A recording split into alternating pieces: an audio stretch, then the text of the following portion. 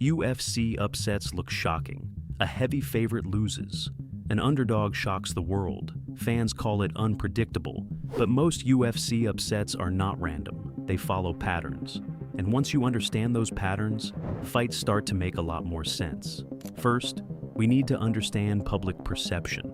Favorites are often built on reputation, past titles, highlight knockouts, name recognition. But reputation is not the same as current form. One of the most common upset patterns is decline hidden by reputation. A fighter may still be ranked highly, they may still be marketed heavily, but small declines in speed, durability, or reaction time can change outcomes dramatically.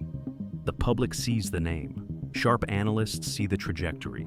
Second, stylistic mismatches create hidden danger.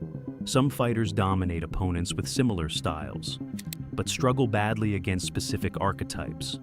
Pressure wrestlers, counter strikers, high-volume kickers, southpaw power punchers.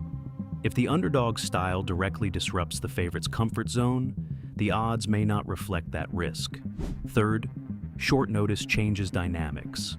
When preparation is shortened, game plans simplify.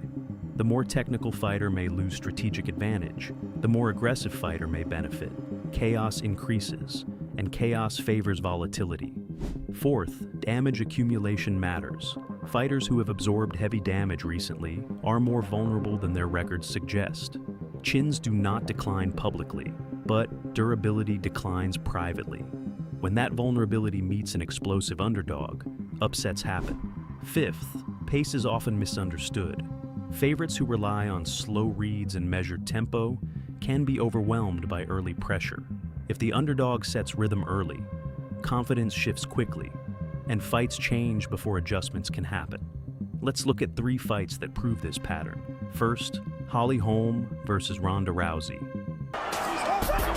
Beautiful. Beautiful. She's hurt. She's hurt. At the time, Rousey looked unbeatable, undefeated, dominant, finishing everyone quickly. The public saw invincibility. But beneath the surface, there was a stylistic mismatch. Rousey relied on pressure and clinch dominance. Holm relied on distance, footwork, and striking discipline. Rousey had never faced a striker with Holm's composure.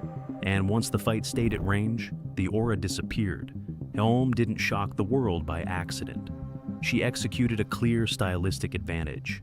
Now, consider Matt Serra versus Georges St-Pierre. GSP was one of the biggest favorites in UFC history.